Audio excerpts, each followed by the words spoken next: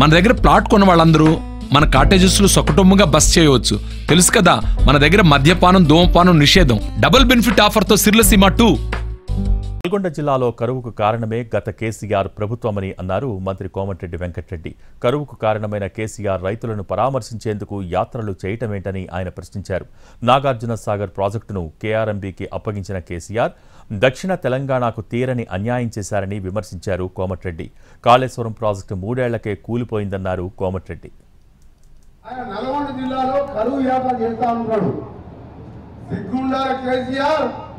శ్రీశైలం నువ్వు కాదా 10 సంవత్సరాల కింద కృష్ణా రివర్ బోర్డుని జగన్ కు తాకట్టు పెట్టి ఇవాళ మొత్తం మంచినీళ్లు లేకుండా చేసి ఏఎంఆర్పి ప్రాజెక్టు శ్రీశైలంతో పాటు సాగర్ కింద కూడా నీళ్లు లేకుండా మళ్ళా ఇవాళ దొంగ నాటకాలు ఆడుతుండు. ప్రజలకు పోయే ముఖం లేక ఇవాళ కరువు యాత్రట. నువ్వు చేసిన మోసాలు పాపాలకే ఇవాళ మా కరువు వచ్చింది అప్పుడే. అందుకని అన్ని పాపాలు చేసిన వాడు ఎవరు కూడా దేవుడు వదిలిపెట్టాడు.